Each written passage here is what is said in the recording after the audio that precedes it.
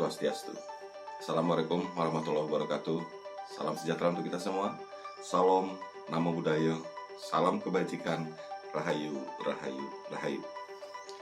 Memulai pembelajaran ini, mari kita ingat kembali fungsi ASN atau aparatur sipil negara seperti yang termuat dalam Undang-Undang Nomor 5 tahun 2014 tentang aparatur sipil negara, di mana dalam undang-undang itu disebutkan ada 3 fungsi ASN, yaitu sebagai pelaksana kebijakan publik, sebagai pelayan publik, dan sebagai perekat dan pemersatu bangsa.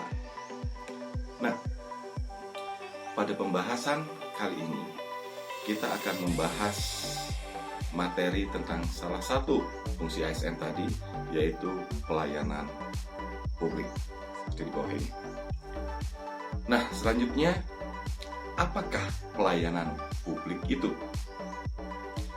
Undang-Undang Nomor 25 tahun 2009 tentang pelayanan publik memberikan sebuah definisi tentang pelayanan publik, yaitu kegiatan atau rangkaian kegiatan, sekali lagi, kegiatan atau rangkaian kegiatan dalam rangka pemenuhan kebutuhan pelayanan sesuai dengan peraturan perundang-undangan bagi setiap warga negara dan penduduk atas barang, jasa, dan atau pelayanan administratif yang disediakan oleh penyelenggara pelayanan publik.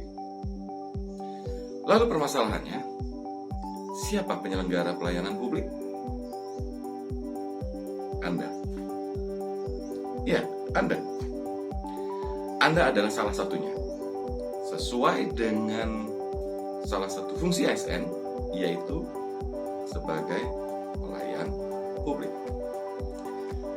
Hal penting selanjutnya yang harus Anda pahami adalah bahwa ada 3 unsur penting dalam pelayanan publik, yaitu yang pertama adalah organisasi penyelenggara pelayanan publik, jadi penyelenggaranya. Yang kedua adalah penerima layanan, baik itu masyarakat secara individu maupun kelompok, ya, maupun pihak lain yang berkepentingan. Jadi yang kedua penerima layanan, dan yang ketiga adalah kepuasan yang diberikan maupun yang diterima oleh penerima layanan atau pelanggan. Tadi kita ada menyebutkan istilah barang jasa. Yuk kita bahas tentang istilah-istilah ini. Barang jasa itu dapat dibagi menjadi 2 jenis, ya, 2 jenis, yaitu barang jasa publik dan barang jasa privat.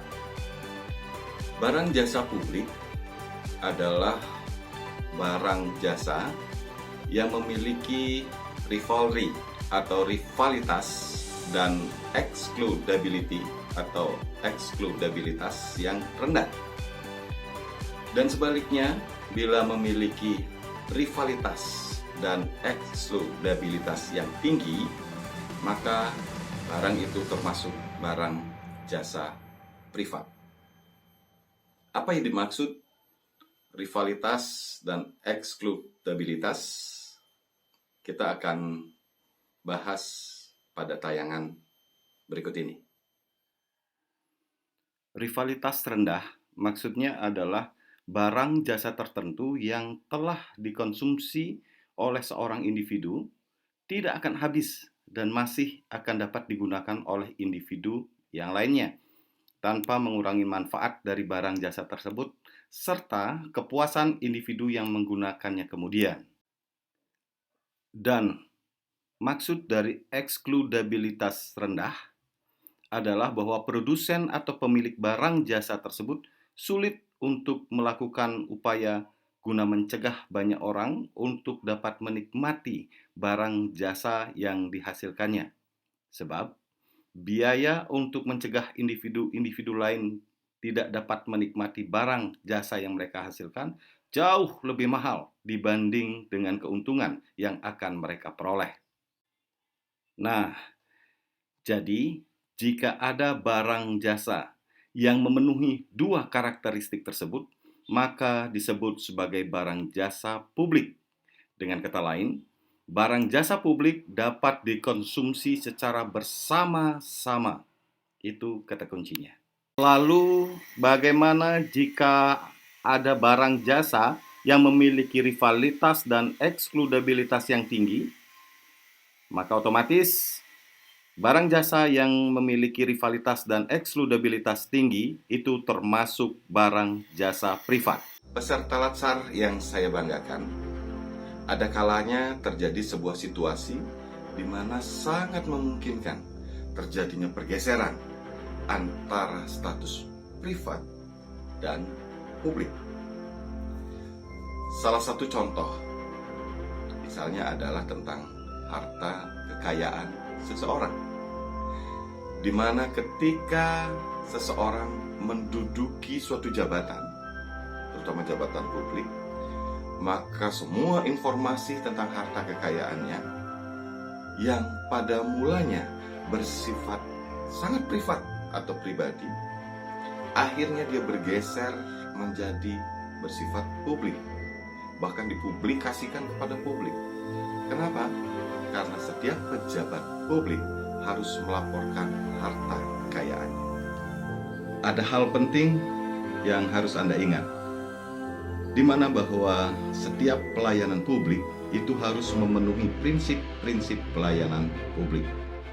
Nah, untuk mengetahui apa saja prinsip pelayanan publik, Anda bisa baca di modul yang sudah disediakan.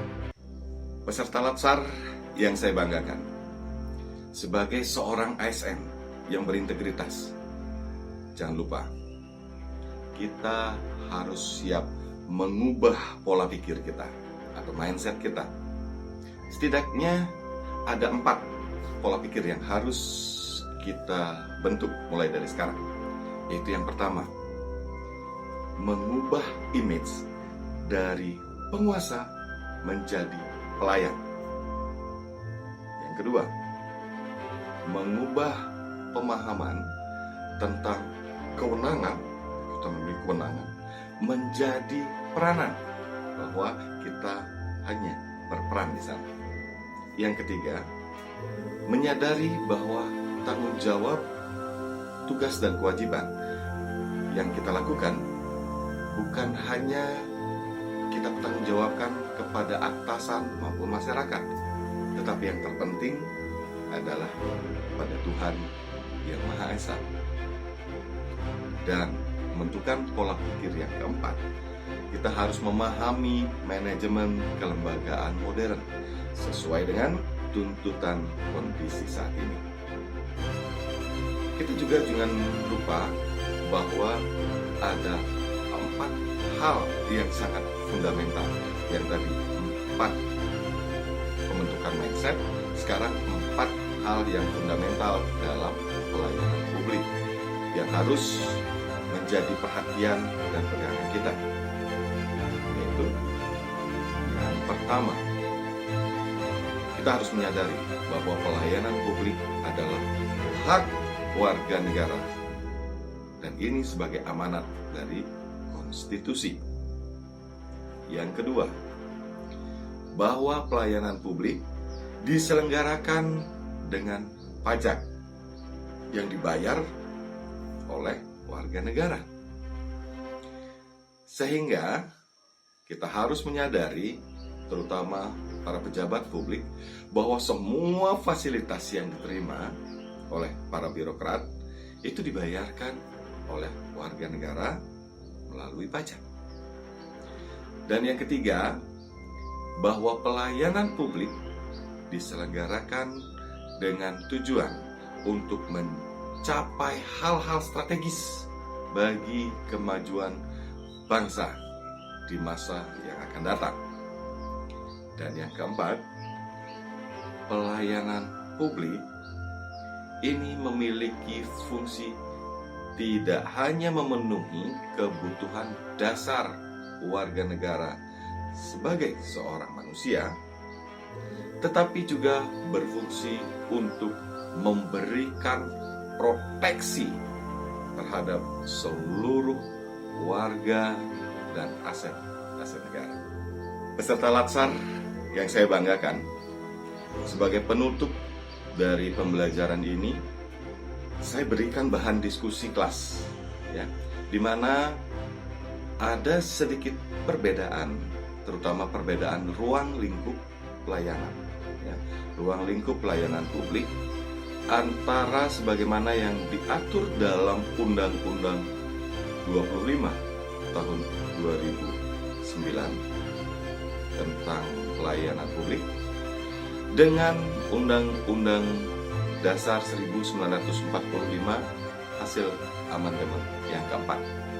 Nah, tugas Anda adalah coba identifikasi perbedaannya, lalu berikan pandangan Anda terhadap kondisi ini.